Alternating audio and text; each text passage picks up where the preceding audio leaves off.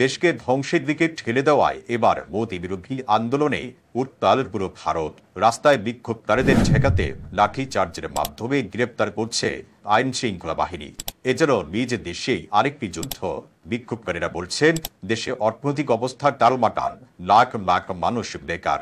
সেখানে দেশের মানুষের দাবি মেনে না নিয়ে উল্টো আগ বাড়িয়ে পাকিস্তানের সঙ্গে যুদ্ধে জড়িয়ে দেশকে ধ্বংস করে দিয়েছে মোদি সরকার। মোদির বিরুদ্ধে যেই কথা বলছে তাকে এভাবে গ্রেপ্তার করা হচ্ছে, যেন নিজের গদি ঠিক রাখতেই দেশের জনগণের বিরুদ্ধে আরেকটি যুদ্ধ ঘোষণা করল নরেন্দ্র মোদি।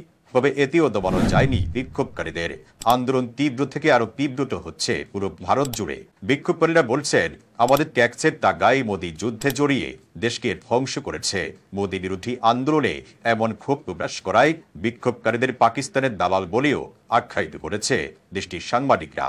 ক্ষুব্ধ হয়ে আন্দোলনকারীরা বলছেন, মোদিকে টিকিয়ে রেখেছে শুধুমাত্র গডি মিডিয়া। যুদ্ধে জিতে যেখানে পাকিস্তান আনন্দ মিছিল করছে, সেখানে নিজ দেশের জনগণের বসলে পড়েছে নরেন্দ্র মোদি। এই যুদ্ধে সবচেয়ে ক্ষতিগ্রস্ত হয়েছে ভারত। 87 ঘন্টার এই যুদ্ধে যেখানে পাকিস্তান ক্ষতিগ্রস্ত হয়েছে মাত্র $4 বিলিয়ন, সেখানে ভারত ক্ষতিগ্রস্ত হয়েছে $83 বিলিয়ন।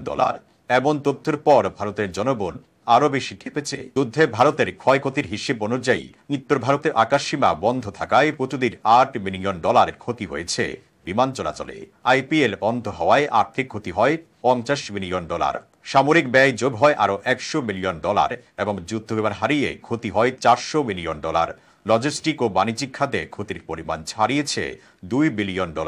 নিজ উস্কানিতে যুদ্ধে জড়িয়ে ভারতের এত ক্ষতি হওয়ার পর বিগত মোদির বিরুদ্ধে আন্দোলন করে দেশটির জনগণ।